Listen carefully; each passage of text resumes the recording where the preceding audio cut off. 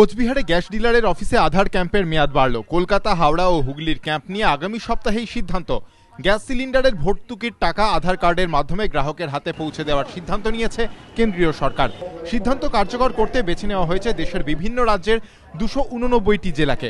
চতুর্থ পর্যায়ে কলকাতা, হাওড়া, কোচবিহার ও পঞ্চম পর্যায়ে হুগলিতে ইতিমধ্যেই আধার ভিত্তিক গ্যাস ভর্তুকি চালু হয়েছে। বুধবার ষষ্ঠ পর্যায়ে মুর্শিদাবাদ, মালদা ও দক্ষিণ দিনাজপুরেও এই ব্যবস্থা চালু হচ্ছে।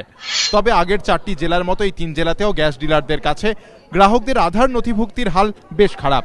মুর্শিদাবাদে 3টি সংস্থা মিলিয়ে গ্রাহক সংখ্যা 3,18,050 জন, কিন্তু ডিলারের কাছে আধার নথিভুক্ত হয়েছে গড়ে 12%। মালদায় মোট গ্রাহক সংখ্যা 1,70,550, সেখানে 3টি সংস্থার ডিলারদের কাছে আধার নথিভুক্ত হয়েছে 8 থেকে 16%। দক্ষিণ দিনাজপুরের মোট 75,400 গ্রাহকের মধ্যে ডিলারের কাছে আধার নথিভুক্ত হয়েছে 16%।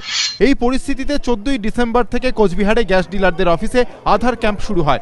22শে ডিসেম্বর পর্যন্ত ক্যাম্প চলার কথা ছিল, কিন্তু ন্যাশনাল পপুলেশন রেজিস্ট্রারের আবেদনের ভিত্তিতে ক্যাম্পের মেয়াদ 31শে জানুয়ারি পর্যন্ত বাড়িয়ে দেয় পেট্রোলিয়াম মন্ত্রক। ইতিমধ্যেই তৃতীয় দফায় দেশের যে সমস্ত জেলায় আধার ভর্তুকি চালু হয়েছে সেখানে আধার নথিভুক্তির মেয়াদ 1 মাস বাড়িয়ে দেওয়া হয়েছে।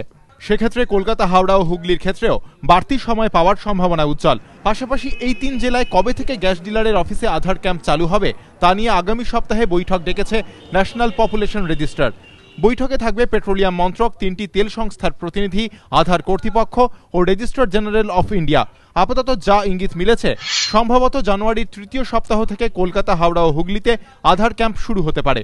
কেন্দ্রের নীতি অনুযায়ী আধার ভর্তুকি চালুর 3 মাসের মধ্যে ডিলারের কাছে আধার নথিভুক্ত না হলে বাজার দরেই রান্নার গ্যাস কিনতে হবে গ্রাহকদের।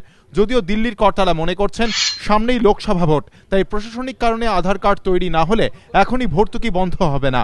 ধ্রুবজ্যোতি প্রামাণিক, এবিপি আনন্দ, কলকাতা।